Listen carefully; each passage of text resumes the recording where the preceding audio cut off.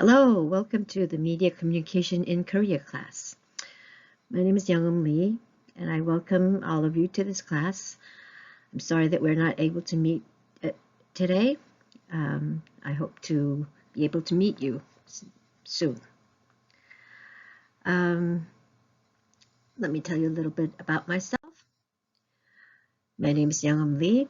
I'm at the Department of Media Arts and Sciences at Korea National Open University.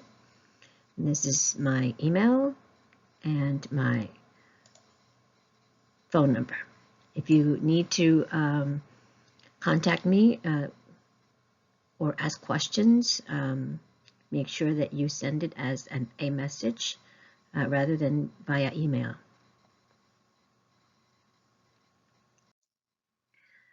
Okay, so this course, the syllabus is attached to the notice or the class announcement, the first class announcement. And so you can download the syllabus and follow along. So this course is designed to provide an overview of the traditional media and the newer technology-oriented media in Korea. The course is generally divided into three main parts. The first part is a rather long part examining the role of traditional media in the social and political development and change of the Korean society.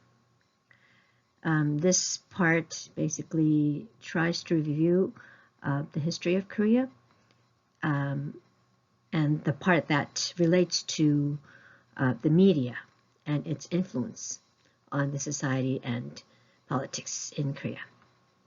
The second part tries to examine the influence of the newer media, such as the internet and social media, that have brought about further changes. The last part, we take a completely different course, and we are going to try to examine the content and influence of the Korean entertainment media, basically the Korean wave, Hallyu, K-pop, K-dramas, and such. Okay, so a bit more detail. A detailed list follows in the syllabus, so you can refer to that. But a general description. The first part, we'll start by examining the general media landscape and then go on to look at the various factors in the development of the Korean media. And because the development of Korean media is closely linked with various social and political factors in the development of democracy in Korean society, a critical aspect of the first part of this course is to be able to have a sense of Korean political history. After we review the Korean political history part, we will, try to find time to view Peppermint Candy.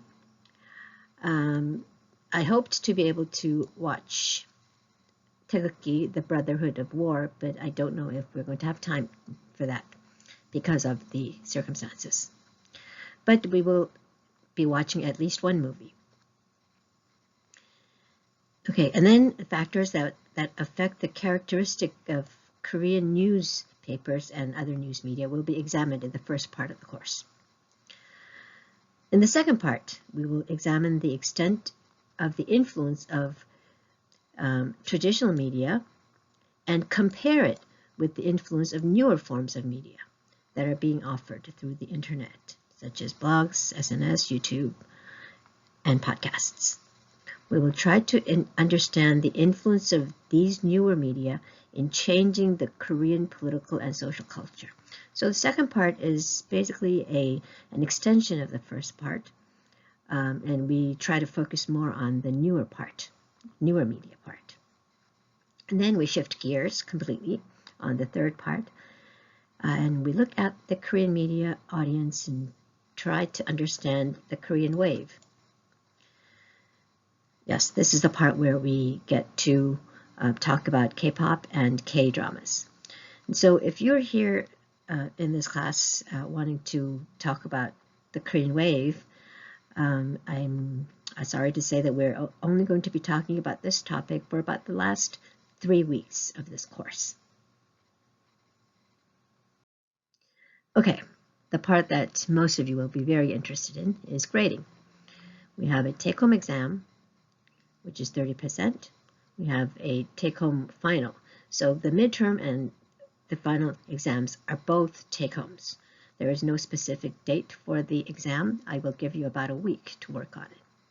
And then we will have group presentations in the latter half of this class. That will be worth 30 points. More information about the group presentations will be provided during class when we meet. You will probably start signing up for the group presentations in April. And then we have class participation, which will mostly be attendance. So make sure that for the first 2 weeks you hand in your assignments.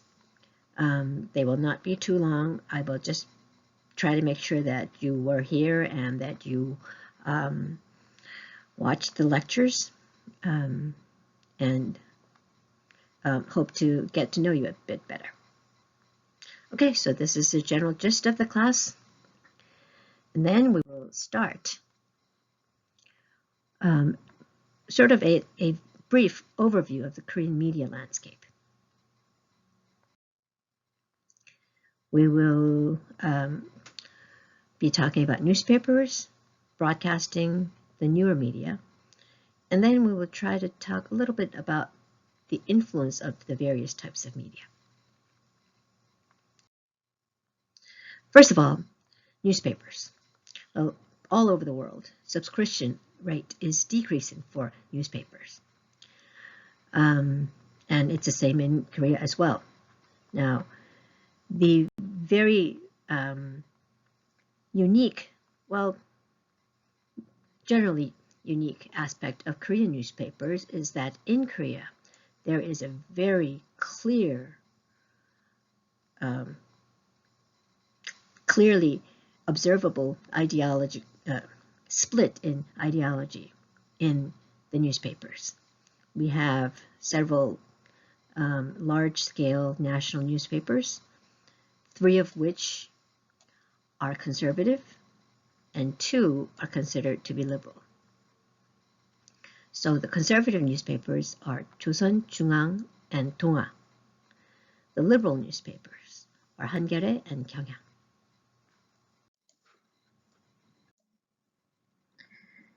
Now let's look at the change in the number of daily registered newspapers. There is one period where you can see a special difference, a jump in the number of newspapers. So what this means is that something must have happened between 1985 and 1990, and we are going to talk about it. Now, this is this looks at the number of registered daily newspapers for a much longer duration from 1960 to 2015. And you see the jump right here from 1985 to 1990. Although the number is lower compared to the number of newspapers in after around 2000, you can see that there was a significant jump, and also the fact that there was a significant decline in the number in 1961. The figures for 2010 are sort of strange. Don't pay too much attention to this. We can generally see that the number of registered daily newspapers has been steadily increasing. Now, if you look at the number, the newspaper market share, remember I said that there were conservative newspapers and liberal newspapers. Now, 조선중앙통화, the red, orange, and yellow, this is their market share. 경향 and 한겨레, the green and the purple here, are the liberal. And then we have some others, like the Economic Daily and others combined. So you can see that, at least in 2008, the conservative newspapers have a lion's share of the market compared to the liberal newspapers, which have very little. Similar figures for 2014. Daily circulation figures. So 조선중앙 and 동아 have the lion's share. And then 경향 and 한겨레. These are the two liberal ones. Now, if you compare these numbers with the other three, you can also see that the influence of the conservative newspapers is much higher than the liberal ones. However, the readership rate and the subscription rate of newspapers has been steadily declining. The latest figure for 2019 puts them around 12 to 13%, which is very low. So it has continuously declined.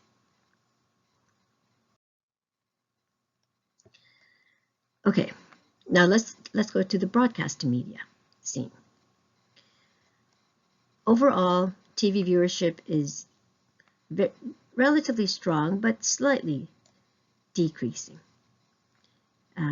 because cable and satellite have taken some of the share of TV viewership, but they have been stalling recently. But we're mostly going to focus on terrestrial TV. In Korea, we have three major terrestrial networks: MBC, KBS, and SBS. Now, KBS has two channels, KBS 1 and KBS 2. So you can say that Korea has four major terrestrial channels. Now, KBS 1, KBS 2, MBC, and SBS. Just generally, let's see when they were started. Okay, their slogan we are not going to talk about. We are going to talk about the year they were launched. So KBS 1 was launched in 1961. KBS 2 was launched in 1980. MBC was launched in 1969. SBS was launched in 1991. So you can see that TV in Korea was started in the 1960s. If you look at KBS and MBC, you can see that SBS was relatively recently started.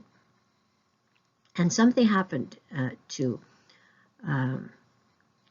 have created KBS 2 in 1980. And we are going to talk about these years and what happened during those years later when we talk about the history of Korean politics. One thing that we have to take note of with regard to broadcasting is how broadcasting is controlled. So the two major broadcast stations are KBS and MBC, and the groups that select the CEO of these organizations is very politically determined. So, in KBS, the Board of Trustees selects the CEO, and the entities that are responsible for designating the members of the Board of Trustees are the political parties. So Korea was generally a two-party system. There was a ruling party and an opposition party. And the ruling party designates 7 members of the Board of Trustees. The opposition party designates 4. So of the 11, you can see that the ruling party has the majority of members that may make decisions that are very favorable to the ruling party if the ruling party wishes to exert some sort of an influence. With regard to MBC,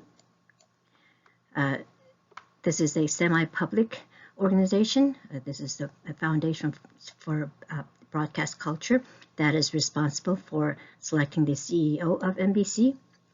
There are nine members, and 6 members are designated by the ruling party, because 3 are designated by the president and 3 are designated by the ruling party.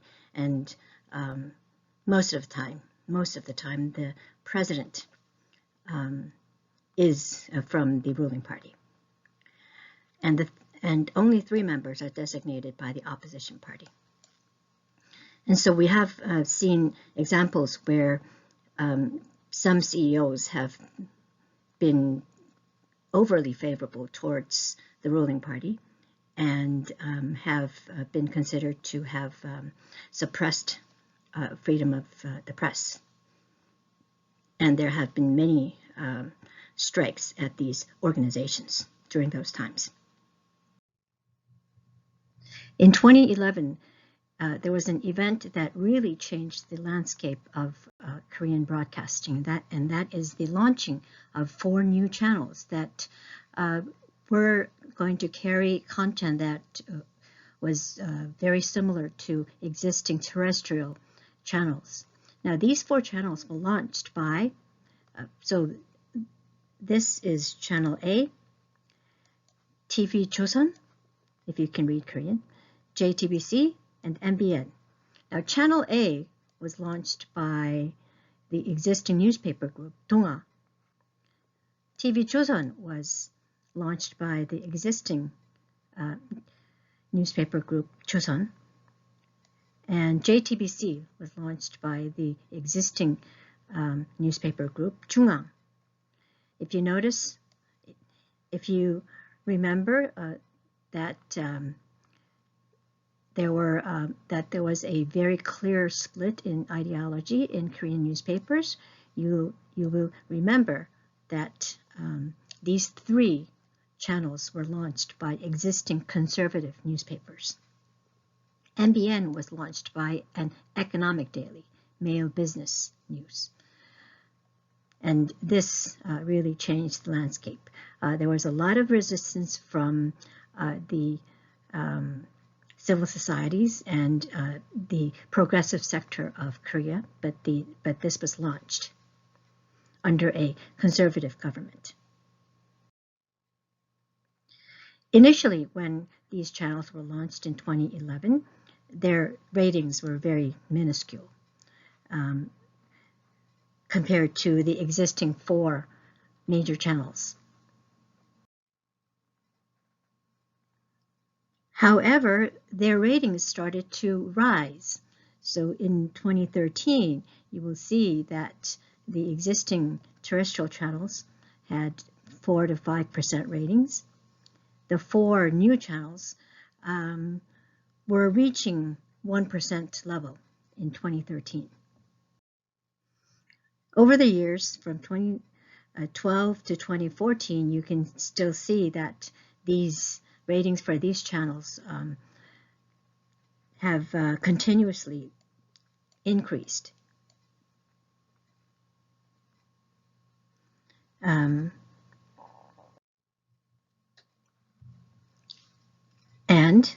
if you go up to 2017, you can see that these channels had over 1% ratings.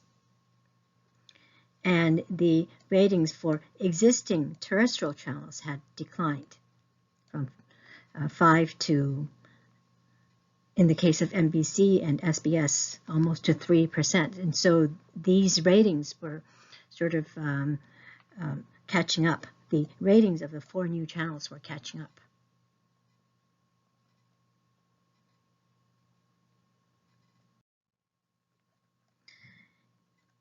So this is another figure showing you the continuous decline of existing 4 terrestrial news channels, terrestrial channels, and the increase, Channel A, JTBC, MBN. TVN is a famous cable channel. So this was included as a comparison. And you can see that some of these channels in 2018, especially in the case of JTBC, their ratings had really climbed up. Now, what kind of programs do people usually watch? So the type of program that people watch daily, almost daily, are news and dramas. You can see that. From 1 to 4 days a week, you can see that a large portion watch variety shows and sitcoms. In 2012, there was great controversy in terms of news, mostly in broadcasting, but also in other newspapers as well, and other news services. Because in 2012, there was a conservative government, and there was a lot of resistance from existing journalists saying that there was suppression of news because the broadcast stations or channels were controlled by the so-called parachute CEOs, the CEOs that had been sort of dropped by the existing government. The organizations that had staged a strike in 2012 was NBC, KBS, and YTN. And we're going to talk about what happened in 2012 later when we talk about history as well. Now, this is a video showing you some of the events that occurred in 2012. Strikes at 3 of South Korea's major broadcasters, KBS, MBC, and YTN, are casting a shadow over the nation's upcoming elections. 20,000 people demanding press freedom rallied in central Seoul recently. Although media bias has long been an issue in South Korea, this year South Korea elects a new president. Union leaders argue the current conservative government has exercised a heavy hand in its appointment of public broadcasters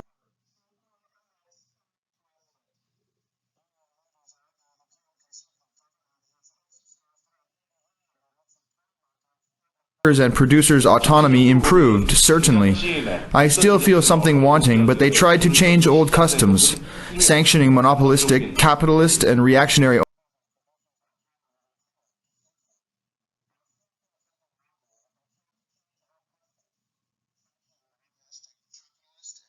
media workers and producers were suppressed. The government does limit citizens' right to assemble, and some public broadcasters' workers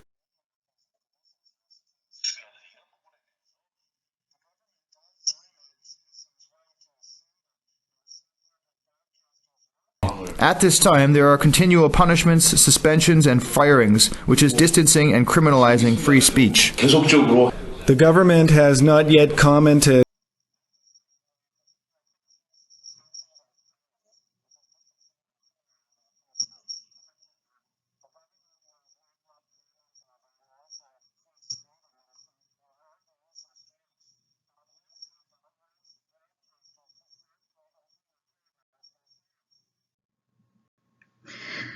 Okay, so this brings us to the next section and the end of today's lecture. We will start talking about the newer media on Friday's lecture. Okay, see you Friday.